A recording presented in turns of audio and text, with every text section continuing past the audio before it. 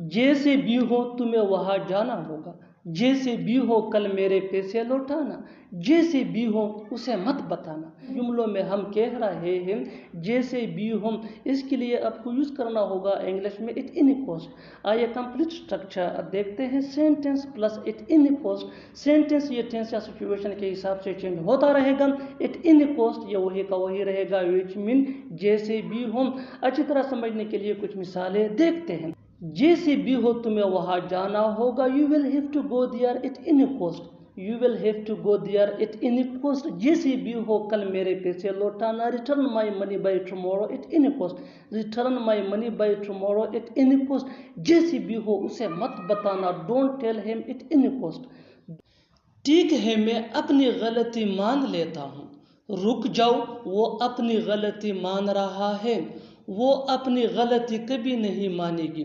इन जुमलों में हम कह रहे हैं अपनी गलती मान लेना, इसके लिए आपको यूज़ करना होगा इंग्लिश में एडमिट मिस्टेक। आइए कंप्लीट स्ट्रक्चर देखते हैं। सब्जेक्ट प्लस हेल्पिंग वर्ब जिसको ऑक्सिलरी वर्ब भी कहा जाता है, ये टेंस या सब्जेक्ट के मुताबिक होता है, plus admit plus possessive adjective यानी my, your, our, his, her, their plus mistake. अच्छी तरह समझने के लिए कुछ मिसालें देखते हैं। ठीक है मैं अपनी गलती मान लेता हूँ, it's okay I admit my mistake. It's okay I admit my mistake. रुक जाओ वो अपनी गलती मान रहा है, stop he is admitting his mistake.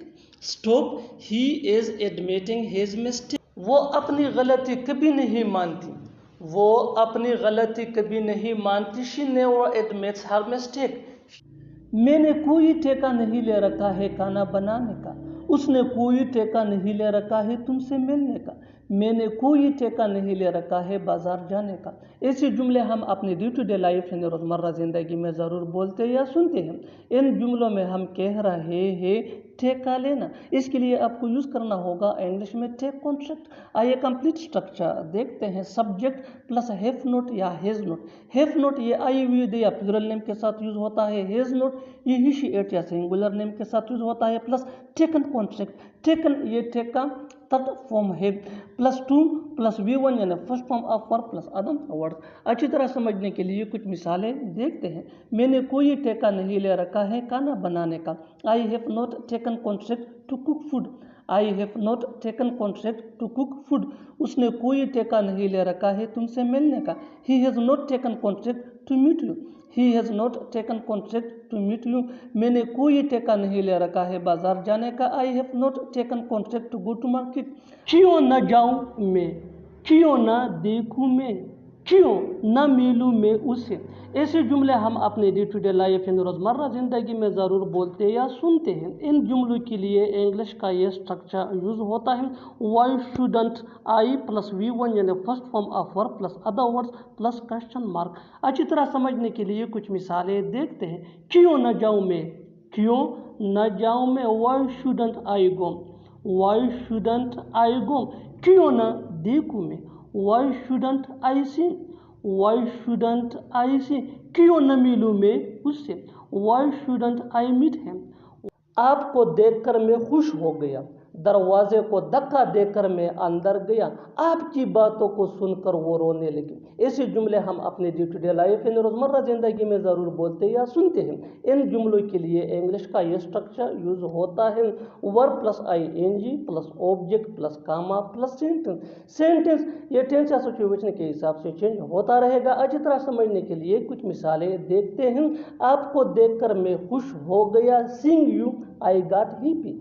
Seeing you I got happy. दरवाजे को धक्का देकर मैं अंदर गया। Pushing the door I went inside. Pushing the door I went inside. सारी मुसीबत की जड़ ये मोबाइल फोन है। सारी मुसीबत की जड़ वो था। सारी मुसीबत की जड़ तुम्हारा भाई है।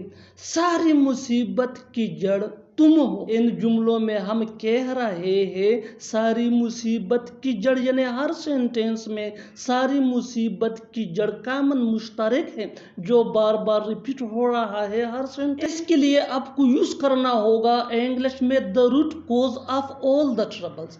The root cause of all the troubles means सारी मुसीबत की जड़। आइए कंप्लीट स्ट्रक्चर देखते हैं। Let me explain। Subject plus helping verb ये सब्जेक्ट या टेंस के मुताबिक चेंज भी हो सकता है, plus the root cause of all the troubles ये स्ट्रक्चर फार्मूला है। दैट मीन सारी मुसीबत की जड़ ये मोबाइल फोन है। This mobile phone is the root cause of all the troubles. This mobile phone is the root cause of all the troubles. सारी मुसीबत की जड़ वो था। He was the root cause of all the troubles.